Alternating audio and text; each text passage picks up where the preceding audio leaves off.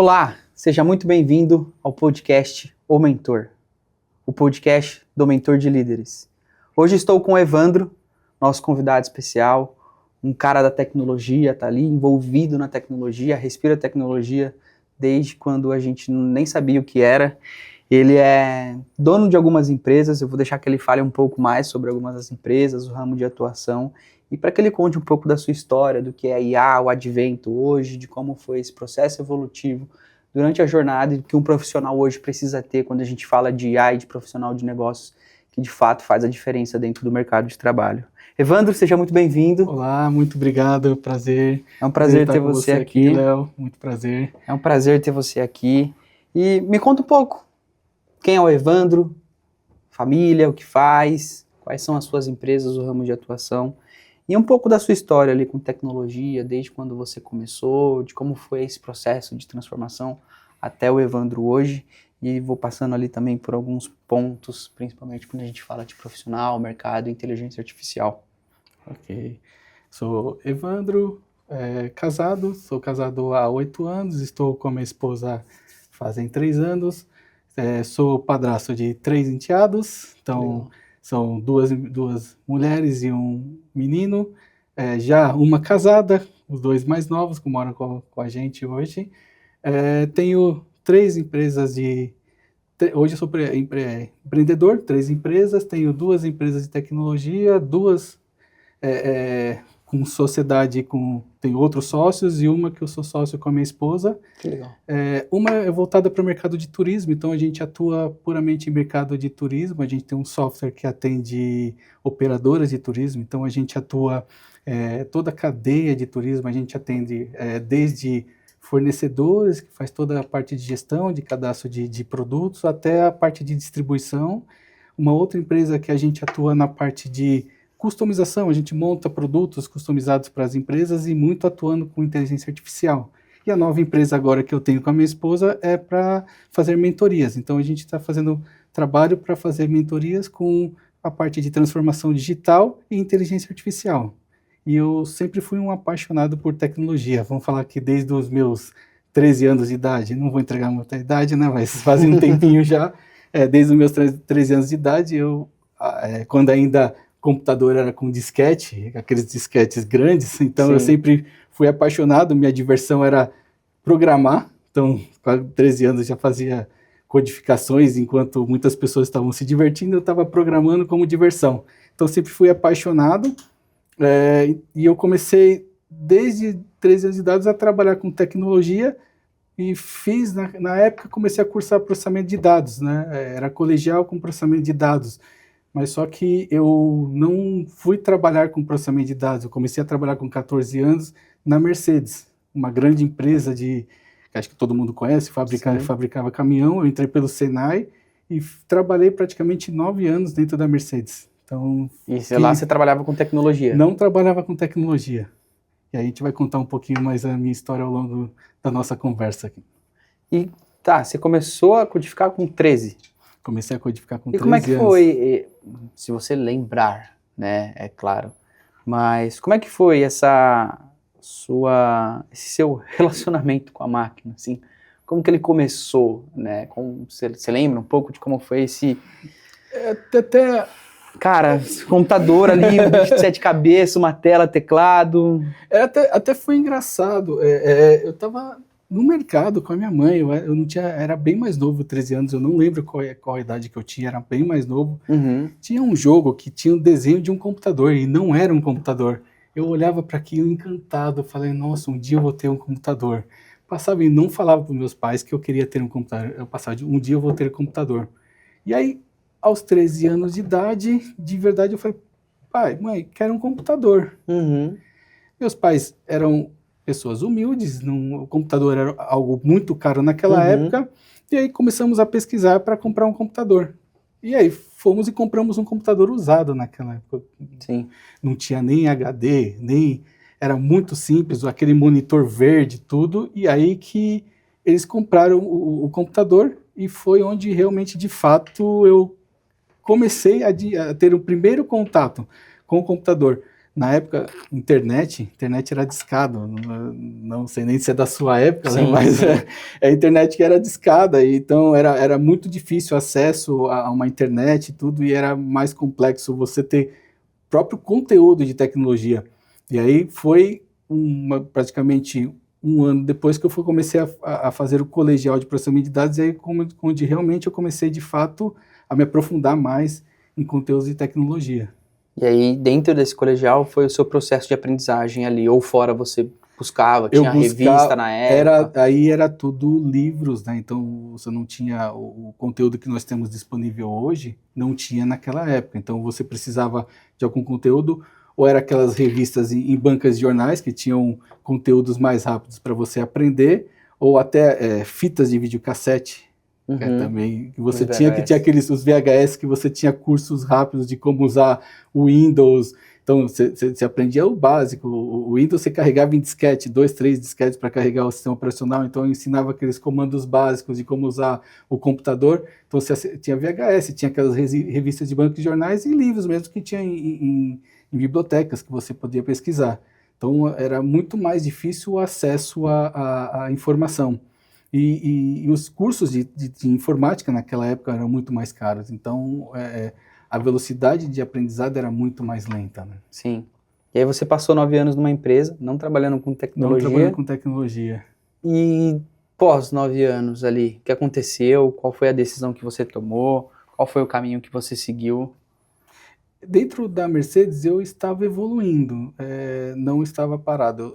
Eu sempre fui uma pessoa que nunca me conformei em estar numa zona de conforto. Uhum. Tá? Então, eu entrei pelo Senai da Mercedes, então cursei 2 anos lá dentro do Senai da Mercedes, saí para uma linha de produção, fui trabalhar na montagem de eixo de caminhão, mas eu não me conformava em trabalhar com montagem. Daí fui para uma parte de auditoria de veículos, que é fazer toda a inspeção veicular para saber os defeitos de produção, e fui sempre evoluindo dentro da empresa.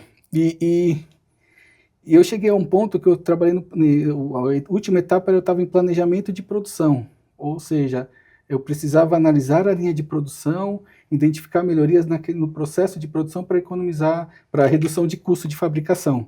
Mas aquilo não era o que me agradava, eu sempre gostei de tecnologia. Uhum. E aí surgiu, e nesse momento eu já estava fazendo faculdade, estava fazendo ciências da computação, já tinha concluído o colegial e já estava fazendo ciências da computação.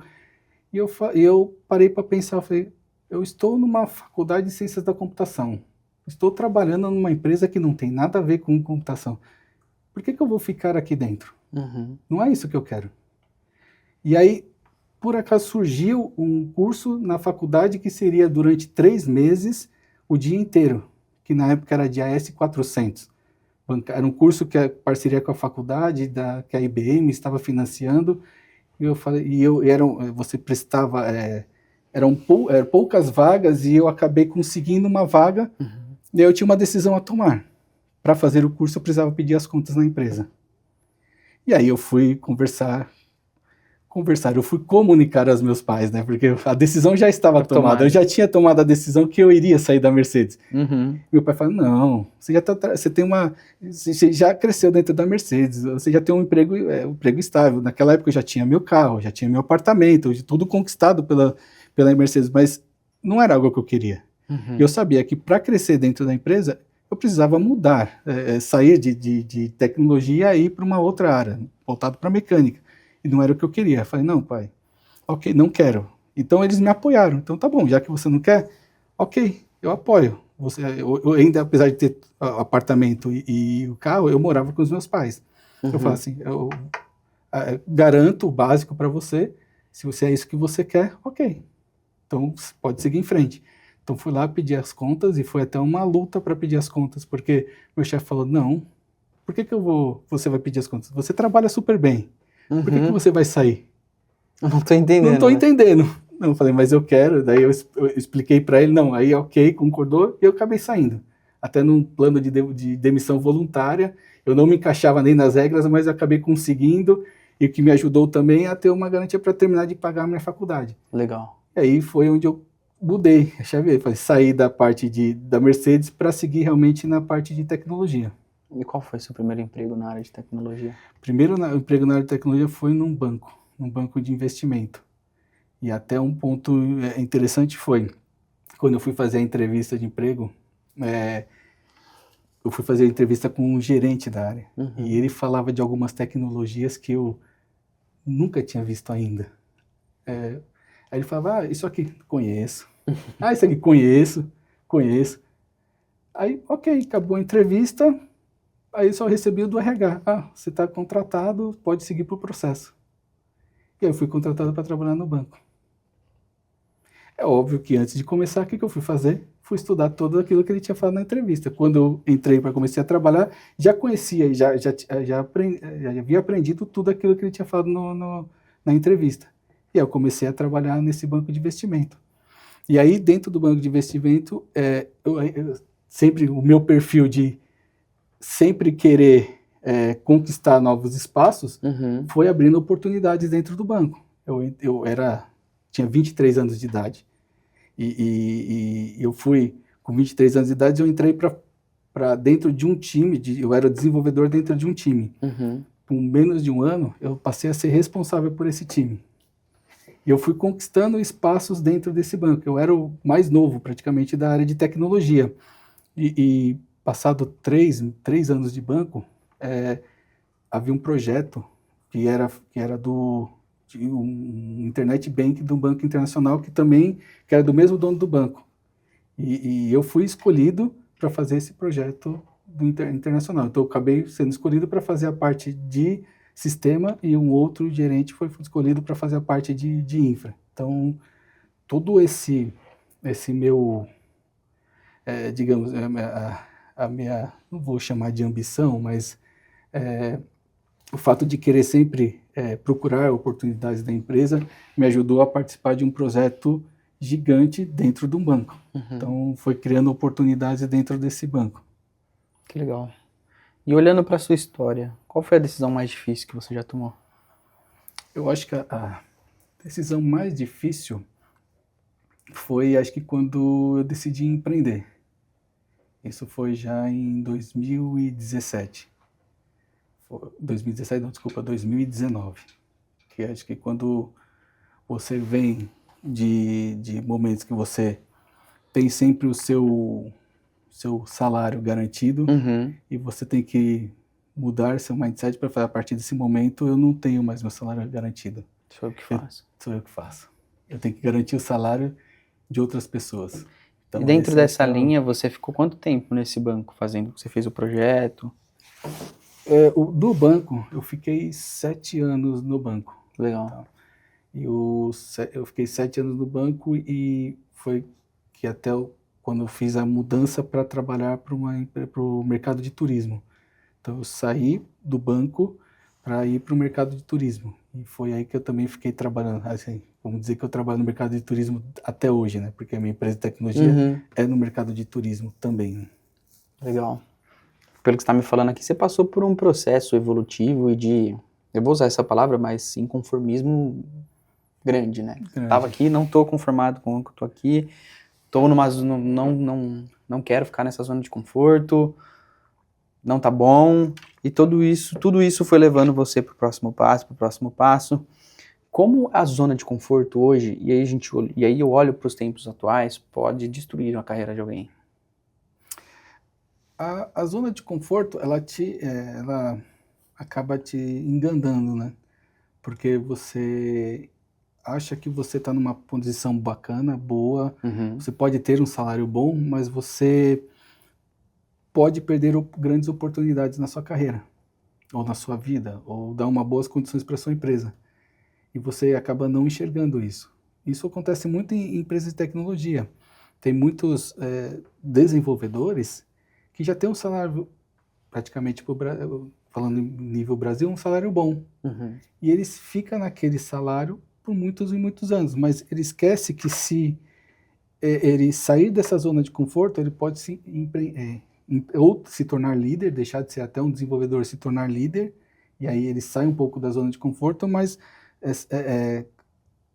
conseguir alcançar outros objetivos, dar um conforto melhor para a família dele, ou até sair de líder e empreender. E com empreender você consegue saber que você, assim, você quebra seu teto de vidro, que aí você pode crescer muito mais, não só financeiramente, como até em outras áreas da sua vida, né?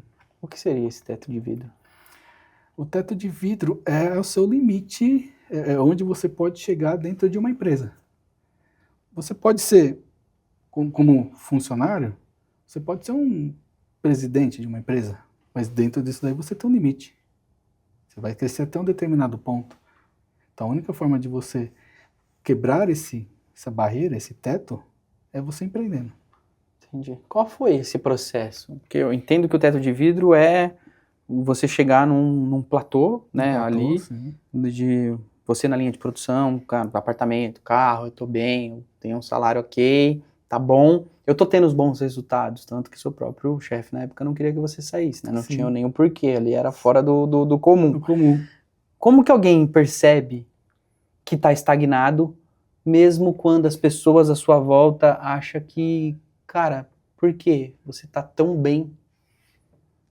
Como que percebe isso? Como que isso acontece? As pessoas hoje, elas buscam esse conformismo, sabe? Sim. É que isso é um pouco uma análise que você tem que fazer, né? Um ponto, você fazer boas entregas não significa que você está evoluindo. Tá? Você tem que olhar assim, o que você de fato está aprendendo de novo? O que você de fato está fazendo diferente? Eu acho que você tem que olhar muito para esse lado. Sim. Eu acho que isso é você sair desse ciclo. Você tem que fazer boas entregas não significa que você está fazendo a coisa certa. Então, quando você entra nesse ciclo, você esquece que você tem muitas coisas além disso. Você tem algo a aprender além disso, algo a evoluir além disso. Uhum. Você pode não só olhar para você, também olhar para as pessoas que estão ao lado de você. Então, quando você se fecha num ciclo, você pensa entenda-se que você está pensando só em você também. Você acredita que isso vem um pouco de ambição, que é bom? Eu falo porque eu escutei uma frase recentemente que fala, né? Se você não tiver ambição e mirar num objetivo, né, que ele seja ambicioso, você pode correr, correr, correr e não sair do lugar. Sim. Mas a partir do momento que você tem uma direção, que você tem ambição, um caminho, você consegue seguir de maneira mais estruturada, de não se conformar, né, e não entrar nessa zona de conforto. Sim. Eu acho que o ponto, eu acho que você sempre tem que saber onde você quer chegar, né? Uhum. E você tem que saber construir esse caminho. Acho que esse é o importante, né? Tá bom, eu quero atravessar a rua, mas como é que você vai atravessar a rua? Então, você tem que saber fazer o planejamento de forma correta e executar de forma correta. Porque também se você fala, não, eu quero atravessar a rua e ficar tentando de tudo que é jeito, sem você ter um planejamento, você não vai conseguir atravessar uma rua.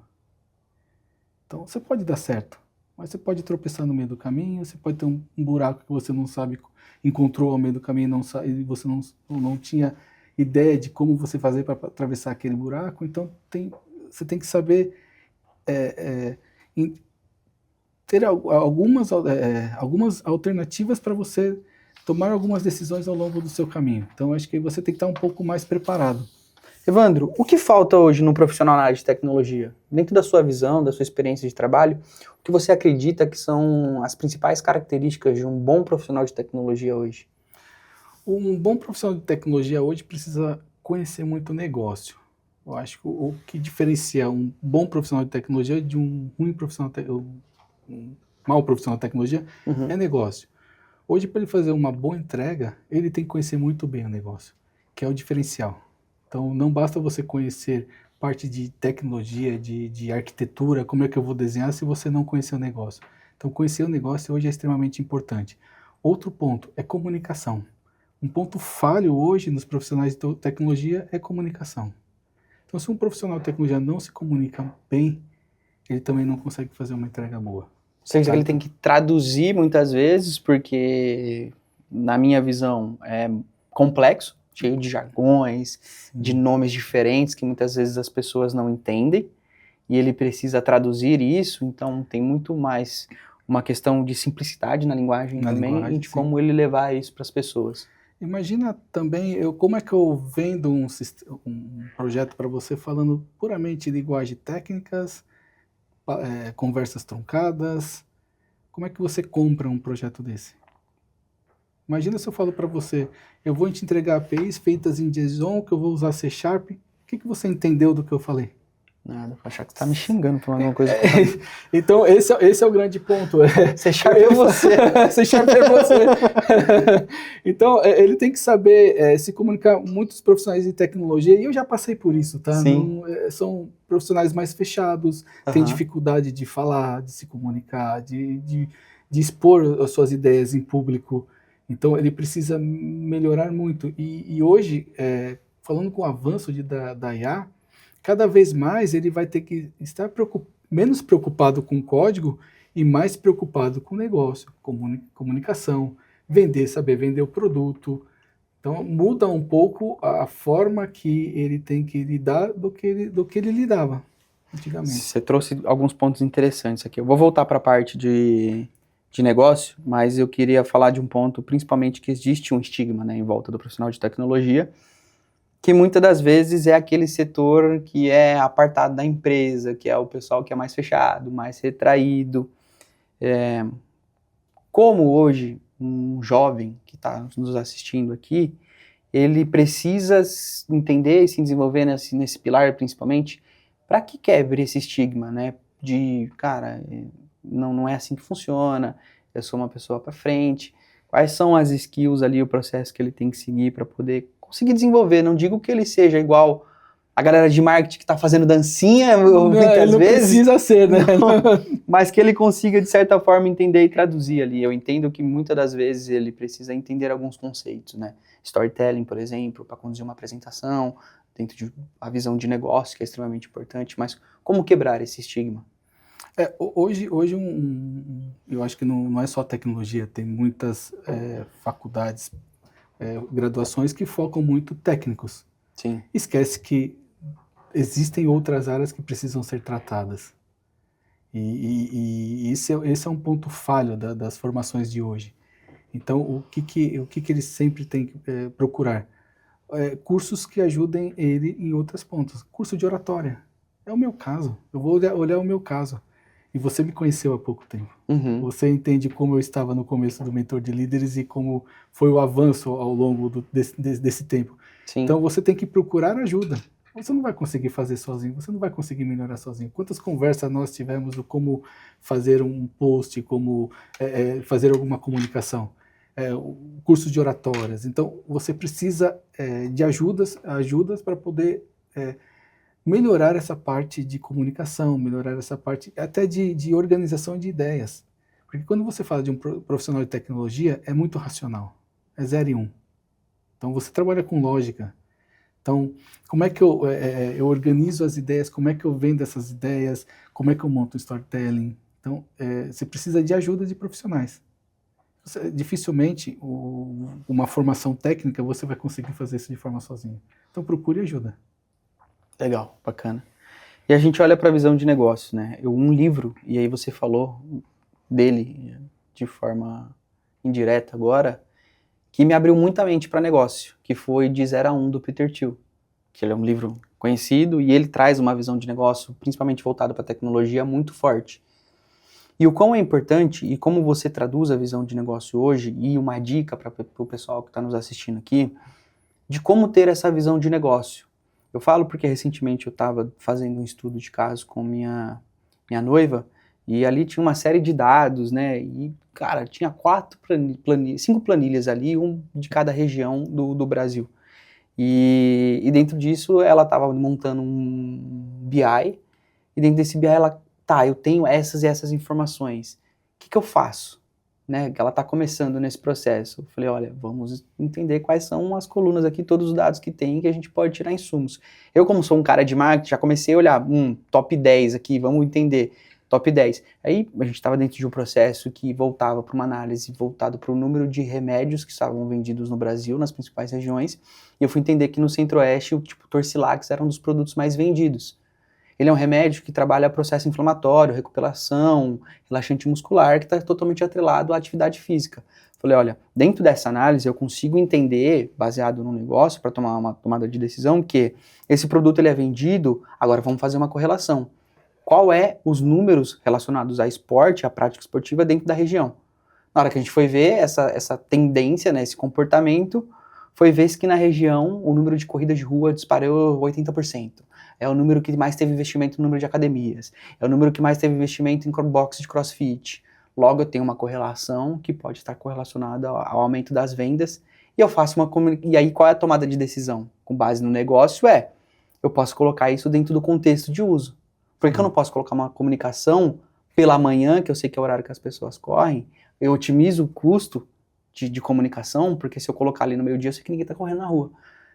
E eu otimizo o custo e eu sou mais assertivo dentro dessa decisão de comunicação. Isso voltado para a área de marketing. Claro que isso pode se tomar para todos os outros negócios. Então, qual é a importância e qual é a dica que você pode dar para as pessoas? Quais são os livros que as pessoas podem ler para tentar desmistificar o que é um modelo de negócios básicos? A Estratégia do Oceano Azul foi um livro que também abriu minha mente. E qual é a dica que você pode dar para a gente? Na sua fala, não sei, tem vários pontos que te ajudam. Você vê que você foi observando cada ponto Sim. do que foi acontecendo. Eu acho que vou falar um pouco da minha experiência que eu passei ao longo do tempo. Eu falei que de um momento eu saí de um banco de investimento e fui trabalhar pro mercado de turismo.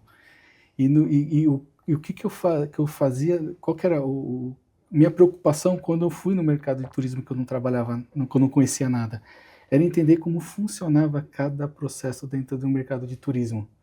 E você vai observando cada detalhe, o que você falou. Eu observei que acontecia uma corrida, eu observei que essa corrida acontecia de manhã, então você vai observando cada ponto que tem dentro daquele processo, daquela empresa, e que isso vai que te ajuda, ele vai ajudando a você entender como aquele produto, aquele negócio funciona.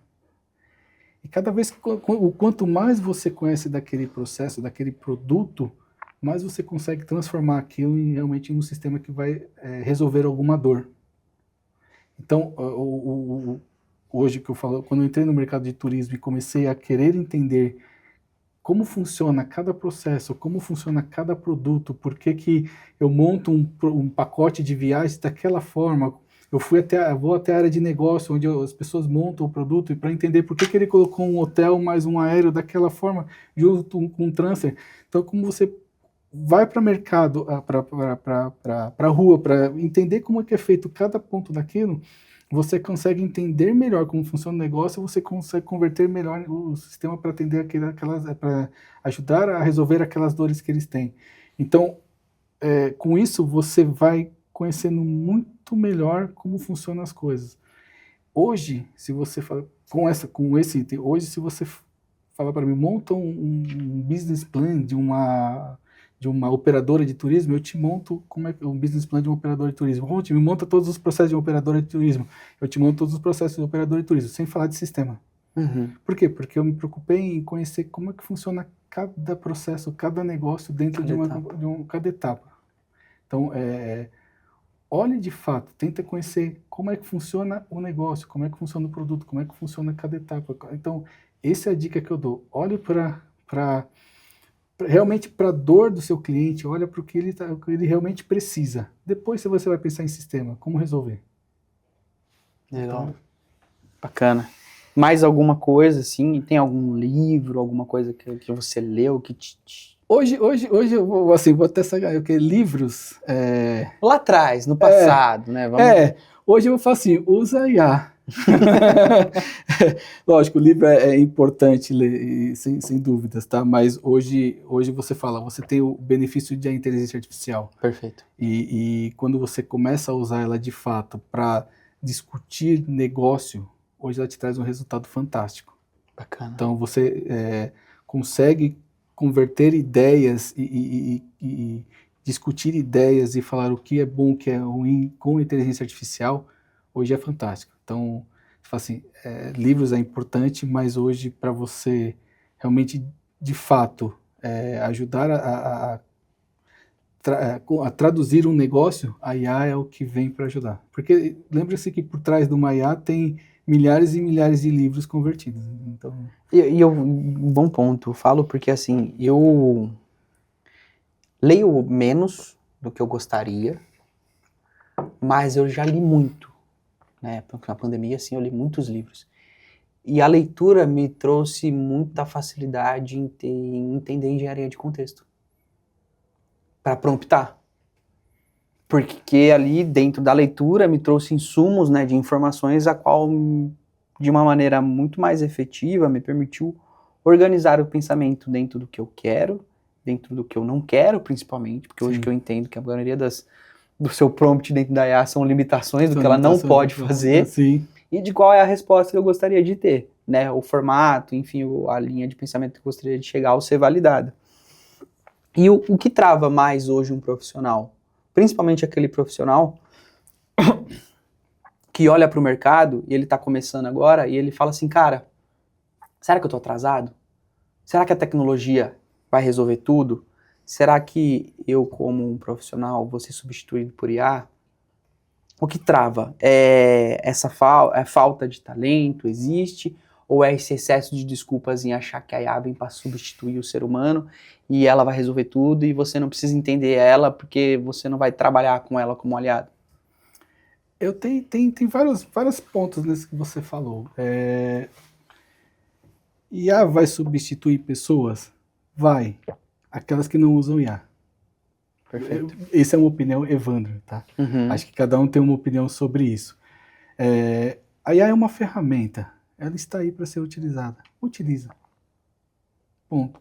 Lógico, ela não substitui seu conhecimento. Você precisa ter o seu conhecimento. Você precisa adquirir o seu conhecimento.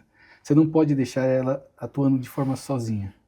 Você tem que saber avaliar o resultado que ela te entrega. E acho que esse é o diferencial de quem tem o conhecimento e quem não tem o conhecimento e utiliza a IA, tá? Então, é o que eu sempre falo quando eu treino a minha equipe para usar a IA. Eu falo assim, você toma a decisão final. A decisão final é sua, não da IA. A IA é uma ferramenta que vai te acelerar o processo, mas a decisão final é sua, não é da IA. Você tem que ter certeza do que ela está te entregando é certo ou errado. E você tem que estar preparado para avaliar aquele resultado. E uma falha das pessoas que utilizam IA hoje é que elas não estão preparadas para avaliar o resultado. Então, esse é um grande problema. Porque hoje você entende-se assim, tem IAs que querem te entregar um resultado correto ou errado, mas ela vai te entregar um resultado. E você tem que saber avaliar. Ela sempre vai te dar uma resposta. Ela vai te dar uma resposta. E aí, como saber se ela está alucinando ou não, né? É isso. Então, o conhecimento, eu não posso estar na mão da IA. Eu tenho que ir atrás dos meus conhecimentos. Eu tenho que estudar. Não posso ter... E por isso que eu falo assim, profissionais vão ser substituídos pela IA? Somente os profissionais que não usam IA. Mas quem usa IA tem que ter conhecimento. E hoje o que mais está travando os profissionais? É a falta de talento, de aperfeiçoamento ou o excesso de desculpas? O excesso de desculpas é o que mais trava. É. Porque o excesso de desculpas te bloqueia a sanar a falta de talento. Na minha empresa, eu tenho mais dificuldades com a pessoa que dá mais desculpa do que as pessoas que têm falta de talento. Falta de talento você consegue treinar, você consegue ajudar, Perfeito. você consegue dar a mão e caminhar com ela para ela evoluir. Quem só tem desculpa, você não consegue ajudar. Ela não está disposta a ser ajudada. Então, sempre o que eu trabalho com o time pare de dar desculpas. Vamos olhar para a solução. O problema é de todos, não é de uma pessoa. Então, vamos olhar, dar as mãos e tentar resolver em conjunto. Então, tira as desculpas de lado, vamos atrás de resolver o problema. E qual foi a sua visão quando você estava atuando dentro do mercado de turismo e decidiu abrir sua própria empresa? Como você identificou um gargalo? Vem muito do conhecimento de negócio? Partiu de uma solução?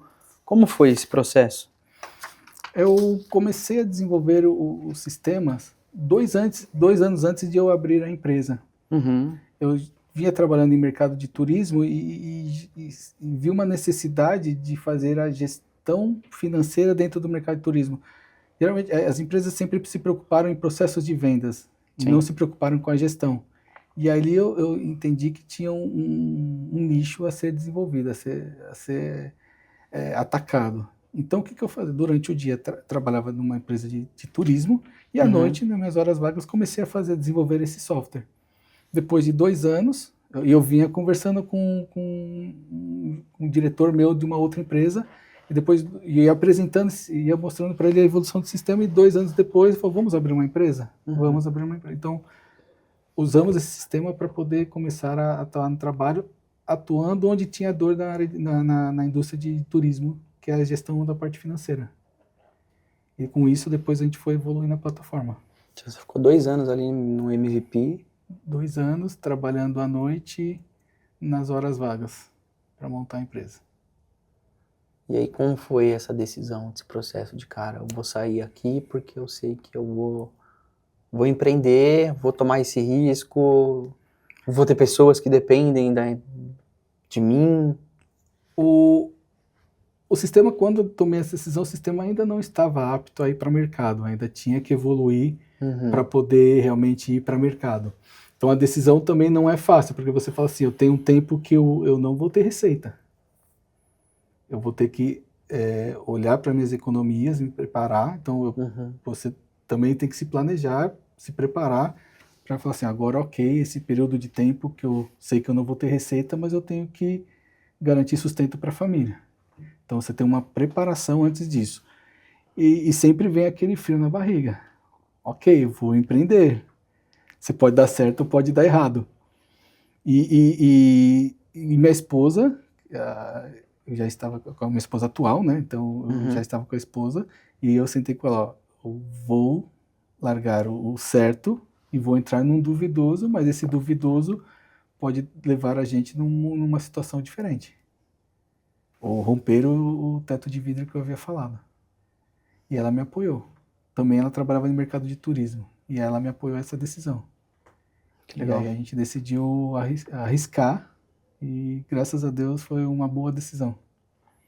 Olhando para o mercado hoje, para as pessoas, né, para os empresários hoje, o que o empresário precisa parar de fazer hoje para que ele comece a usar a IA com seriedade dentro do trabalho?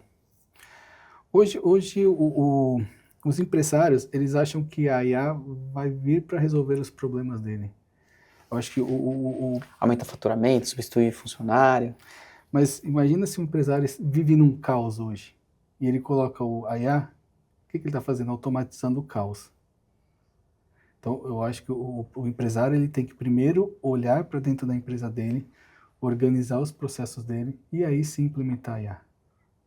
Aí, porque se você tentar automatizar um processo que você desconhece, o que você está automatizando?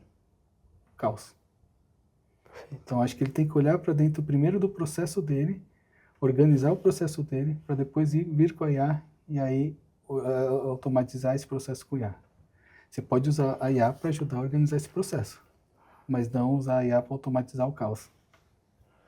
Acho que você respondeu um pouco de uma pergunta que eu queria te fazer aqui, né? O que é mais perigoso?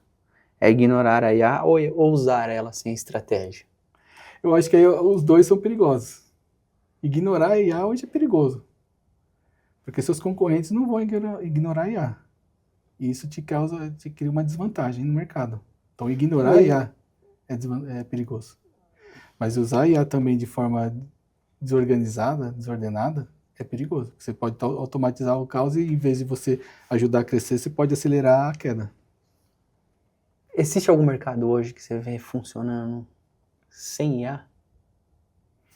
Hoje dentro de um mercado assim, que você vê, cara, isso aqui eu acho que vai seguir do jeito que tá. Hoje, quando você pega mercados que... a IA hoje ela funciona muito bem em mercados mais administrativos.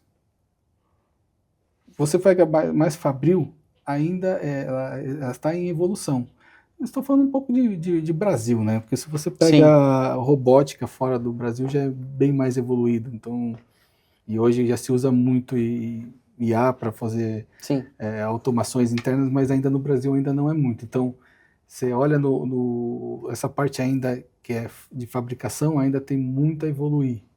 Eu penso assim, então, e a parte de automação de administração, ela já é passível de utilização de IA e com ganhos já gigantescos. Legal. Então, você consegue otimizar processos com IA, automatizar processos com IA e ter ganhos reais e rápidos. Legal. Por que hoje implementar IA é tão raro e difícil dentro de um ecossistema empresarial quando a gente fala?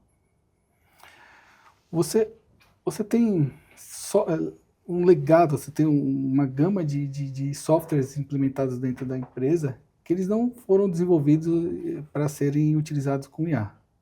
Então, você tem softwares novos sendo desenvolvidos e preparados para IA, mas tem outros legados que não foram preparados para utilizar IA. E o que acontece hoje? Tem muitas empresas que oferecem, não, eu vou vender IA para você, vou automatizar tudo que é possível. E a hora que você cai de fato, boas pessoas de marketing vendem esses produtos. E a hora que cai de fato para você fazer uma implementação, você entende que aquilo que ele tem não é passível de fazer automação com inteligência artificial.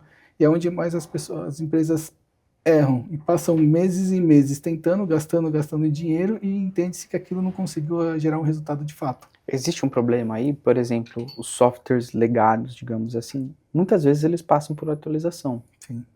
Mas hoje a gente tem, né, aplicativos e softwares sendo criados numa velocidade estratosférica e sendo desenvolvido totalmente preparado. E aqui a gente tem uma concha de retalhos, digamos assim, porque você tem a base, mas você vai imputando uma série de códigos para que a IA funcione por API ali, mas isso pode ser passível de bugs, de erros. Você entrou num ponto importante. Você sabe que 5% do que é desenvolvido em IA realmente é utilizado? Você sabia dessa informação? Não sabia. Sabia que 95% não é utilizado? O que seria esses 5% utilizado? Porque o que acontece, e eu já vi casos reais, pessoas me procurando. Hoje você tem ferramentas que te facilitam desenvolver um software, mas ela não te ajuda a colocar isso para funcionar na prática, em produção. E aí o que acontece? A pessoa desenvolveu, bonitinho, está funcionando, olha o aplicativo, mas a hora que você vai colocar na prática para funcionar, fala, ok, como eu subo num servidor, como é que eu faço isso escalável, como é que eu faço com segurança? Aí é onde precisa realmente, de fato, alguém com essa tecnologia. Entendi. O que acontece? Eu não sei, joguei fora. Você falou de um ponto importante, segurança.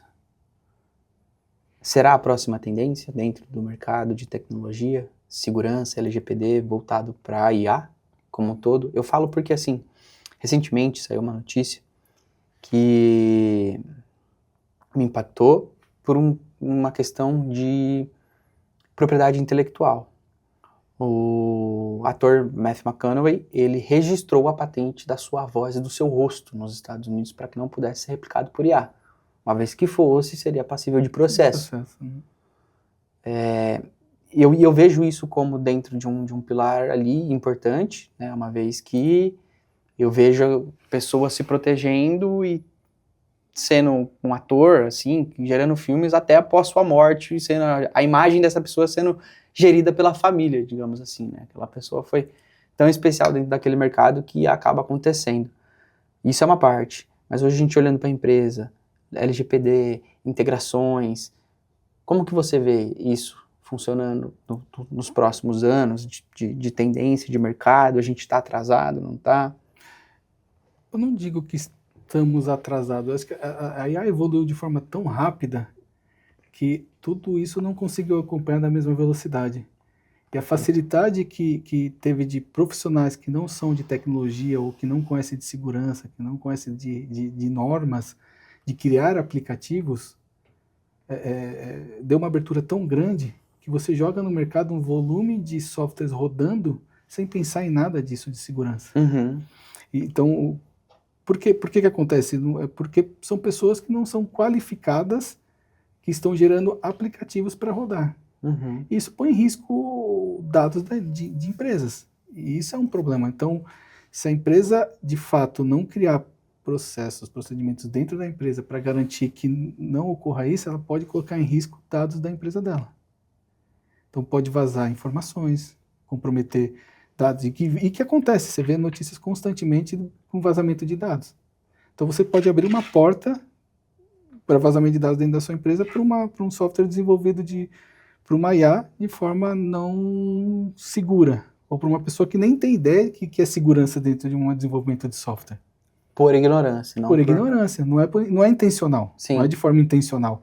Lógico, as IAs vêm evoluindo ao longo do tempo. Então pode ser que chegue um determinado momento que a própria IA já implementa toda essa segurança necessária. Uhum. Mas a gente vê a evolução que em determinados pontos, alguma fase, ela tinha falha de conexão com o banco de dados, por exemplo. Então, você tinha uma falha de segurança que a própria IA implementava a falha de segurança. Então, de uma forma muito trivial, você conseguia pegar os dados de uma conexão com o banco de dados de forma muito simples. Então, que a própria IA desenvolvia. Mas agora um leigo não consegue entender, não consegue bloquear, não consegue criar formas de travar, de tornar o software mais seguro. Talvez seja por isso, não por ser leigo, porque acredito que eu vou te dar um exemplo aqui de uma notícia que aconteceu essa semana, do Banco BTG, né? Uma invasão hacker acabou roubando, acho que 100 milhões de dólares ou 250 milhões de reais. Eu vi duas notícias diferentes, né? Mas eram valores gigantescos. Não pela ignorância, mas pelo excesso de conexões, pode estar abrindo portas para que tenha mais ataque hacker voltados para isso, pelo número de conexões que a gente tem hoje, por exemplo, porque antigamente você tinha um sistema fechado, né? Hoje esse sistema, ele virou uma teia de aranha. Acredito assim, talvez não seja por esse motivo, Uhum. mas imagina que você pode usar a IA como uma metralhadora tentando destruir uma fortaleza. Sim. Então imagina várias metralhadoras tentando destruir uma fortaleza. São várias IAs tentando invadir uma fortaleza. E uma hora ela vai conseguir. Porque imagina assim, toda essa parte, tudo é desenvolvido por humano no final das contas. Sim. Então sempre vai ter alguma brecha. Por mais que você tenha pensado em vários processos, várias formas de travar, vai ter alguma brecha. Então você imagina uma IA trabalhando em processamentos 24 horas por dia, tentando situações totalmente diferentes, ela mesma decidindo situações diferentes sem ter que um humano decidir. Uma hora ela acha uma porta, uma brecha. Até porque dentro de 1 milhão de possibilidades, se uma der certo, ela consegue testar isso muito mais rápido. Muito mais rápido. Então você tem um poder de processamento mais rápido, você tem um poder de decisão mais rápido, sem atuação de humano. Hoje quer ver um outro exemplo utilizado por bandidos. Quantas vezes você liga uma ligação, você fica alô, alô, alô? Uhum. Você acha que para que serve aquilo? Para gravar sua voz. Para usar sua voz, clonar sua voz. Então, assim, usando também de formas ruins. Pro mal, né? Pro mal. Mas então, assim, a IA trouxe muitas coisas boas, mas também trouxe muitas coisas ruins que nós não estamos preparados para isso ainda. Sem dúvida. Eu tenho o Scott Galloway, ele é um professor de marketing muito forte nos Estados Unidos, formador de opinião, e ele é um cara que criou várias empresas, vendeu, tem muito dinheiro, e ele gravou um podcast uma vez falando sobre a IA. E aí ele fala, né, cara, tá todo mundo falando sobre a IA, o quanto ela é maravilhosa, o quanto ela vai salvar e facilitar o uso. E aí ele traz um contraponto, ele fala, tá, por um lado ela é bom, mas e o número de fraudes que pode acontecer? Clonagem de rosto, por exemplo, teve uma campanha recentemente, né, que mostra a filha com um sequestrador atrás, ela fala, mãe, essa não sou eu, isso aqui é uma IA, isso é um vídeo falso. E aí ele traz um outro ponto, né, porque são os outros pontos, o advento da pornografia, por exemplo, por IA, que já tem uma série de dados lá, a qual ele divulga falando que mais de 50% do conteúdo gerado é feito por IA. E hoje é relacionado ao número de jovens que não se relacionam com pessoas, é muito mais fácil você se relacionar com uma IA que está falando tudo o que você quer. Sim. né? E aí ele traz esse alerta, né, pra gente, que a gente tá entrando numa pandemia da solidão. Porque a gente vai estar tão acostumado a se relacionar com uma IA e ela vai se tornar a principal solucionadora de problemas da nossa vida. Se eu tô deprimido, eu falo com ela. Se eu tô com algum problema de saúde, eu falo com ela. Se eu quero conversar com alguém, eu falo com ela. Se eu quero um psicólogo, eu falo com ela. Olhar para esse outro lado. Se você pudesse dar um recado para quem está olhando para esse mercado, como você vê os impactos positivos e negativos hoje? O positivo, assim, tem uma infinidade. Você pode resolver problemas de doenças que a gente não conseguia até agora numa velocidade muito mais rápida. Você pode ter curas de possibilidades, curas de câncer, muitas doenças que a gente não conseguiu resolver dessa forma. Mas também você pode ter muitas coisas ruins, fraude, clonagem, criar problemas que nós não temos hoje. Então, ela traz problemas que nós não temos hoje. Guerra, imagina o que ela pode fazer de mal para uma guerra hoje. Então, recentemente saiu, né, a notícia do Trump dando carteirada na própria Anthropic, né, porque falou que não ia ser usado para guerra. E ela assim, uma postura, ok, a Anthropic não vai, mas sempre acha uma que vai. A própria Sam Altman entrou lá, a OpenAI, né, então, falou que ele estava certo num dia, no outro já falou que não, pode deixar que eu tô fechando um contrato com eles. Sim, então assim, o grande problema, eu entendo, que ainda não tem maturidade para lidar com isso. Imagina a nova geração que ainda não tem maturidade e os pais não estão olhando para isso também. Imagina, hoje nós conseguimos entender o que é bom e o que é ruim. Perfeito. Mas imagina uma geração que não entende o que é bom e o que é ruim e está sendo formada por IAs. A qual IA sempre vai reforçar o positivo, né? Positivo, sim. Então os pais abandonam, deixam os filhos na mão da IA e você não sabe o que vai sair de resultado. A gente não sabe qual que vai ser o resultado que a IA vai passar para aquela criança. E hoje crianças têm acesso à tecnologia já com 5 anos, 3 anos de idade já tem acesso à tecnologia. Então a gente não tem noção do impacto que isso vai dar, que isso vai ter para a sociedade ou para aquelas crianças. Você como padrasto, eu falo porque eu olho isso com muita preocupação, né? Até porque a gente acaba caindo nesse comodismo de tudo perguntar para ela tem resposta para tudo e acaba meio que atrofiando essa parte do nosso cérebro de buscar, de se esforçar. É claro que hoje eu consigo aprender numa velocidade muito mais rápida, mas eu preciso ter pensamento crítico sobre aquilo que eu estou vendo.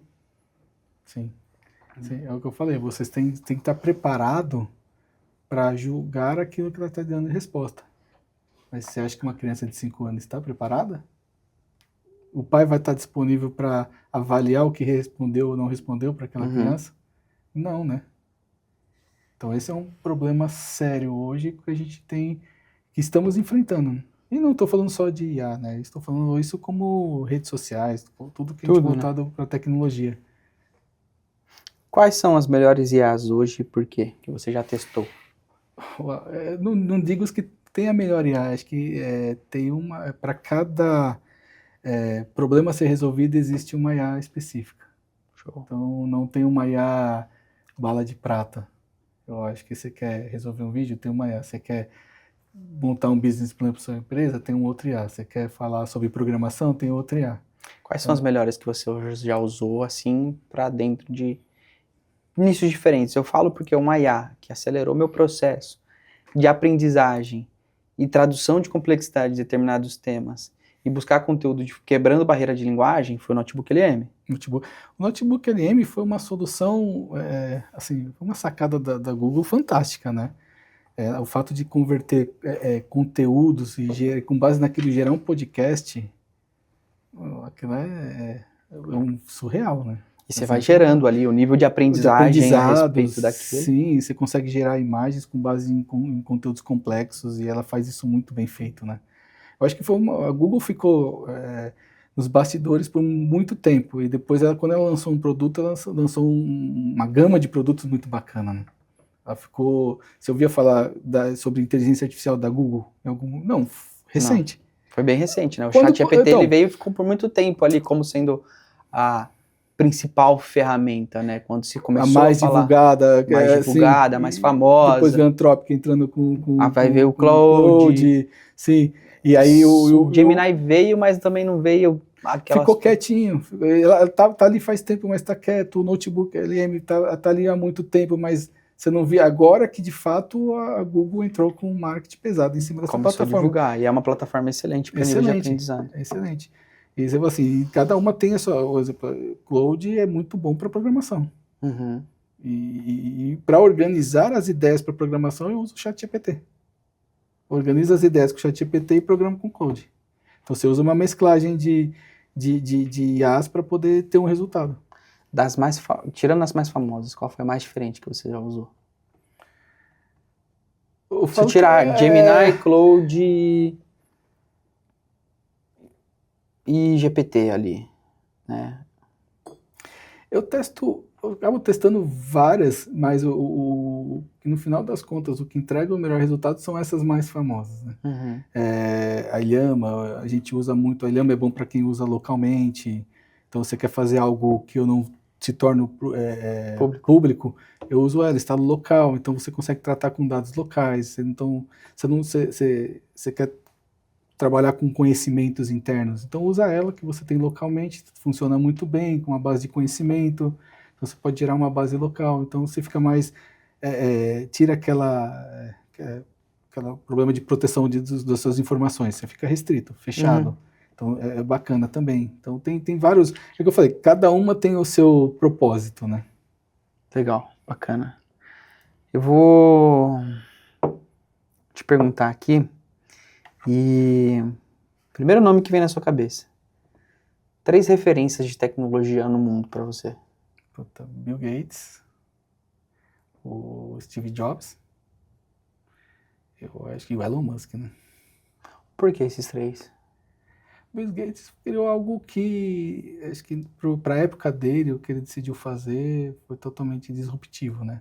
Steve Jobs é um criador, era, né? Um cara que imaginava em coisas e conseguia tornar aquilo realidade.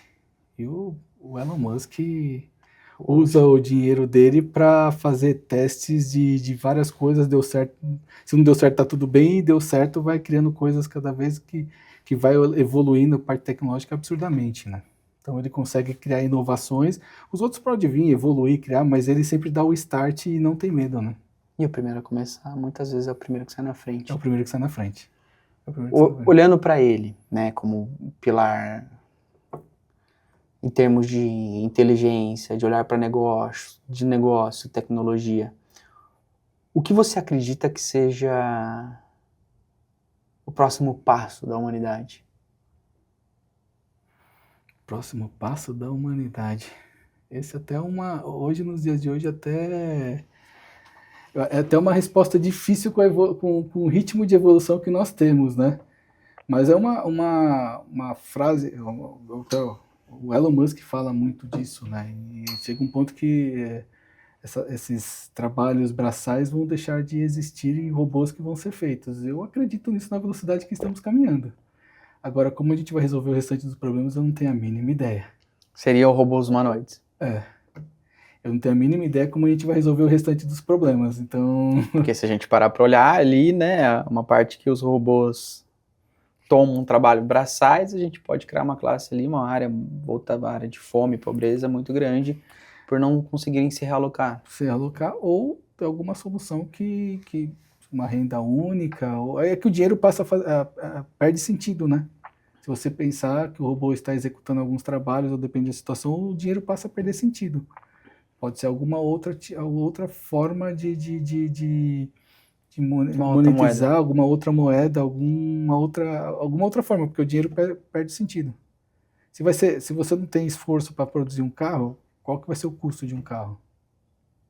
Um exemplo, se for carro de verdade, né? Voando debaixo da terra. Né? Pois é. Esse é o ponto, né? E você está falando questão de doenças, né? Cada vez mais a gente conseguir curar doenças que hoje não são curáveis, com quantos anos a gente vai viver? Até quantos anos a gente vai viver? Qual que é a expectativa de vida? Verdade. Então, Como é que a gente resolve o alimento se a gente aumenta a expectativa de vidas? Então tem vários pontos aí que não dá Não tem resposta. Não tem resposta. São respostas meio difíceis de dar, né? Legal. Um recado para quem está começando agora na tecnologia. Por onde começar e se pudesse elencar 3 coisas para aquela pessoa que está começando na tecnologia e quer entrar no mercado. Um ponto sempre esteja atualizado. Nunca pare de estudar. Tenho quase 50 anos, 48 anos de idade e até hoje estudo tecnologia. Então, sempre esteja estudando. Nunca se conforme nunca esteja feliz onde você está. Sempre tente alcançar mais alguma coisa. Tá? E o outro ponto, pense em qualidade de vida. Acho que esse é o importante. Não deixe sua vida de lado também para conquistar seus sonhos. A gente tem que achar um equilíbrio. Nunca abra mão de qualidade de vida, de saúde, nada disso. Eu fiz isso por muito tempo na minha vida. Agora eu tenho que correr atrás. Entendeu? Legal. Seria qualidade de vida, viver aprendendo e ter ambição. Ter ambição. Boa, resumiu bem. Perfeito. Boa, legal. É isso, gente. Muito obrigado por estar acompanhando a gente. Aprendi muito aqui. Foi um papo incrível. E acompanhe o Evandro nas redes sociais. Vai estar aqui embaixo o card dele, sempre no início e no final. E segue ele, porque vai ter muita dica, muita coisa. E eu aprendi muito aqui e vejo vocês no próximo capítulo.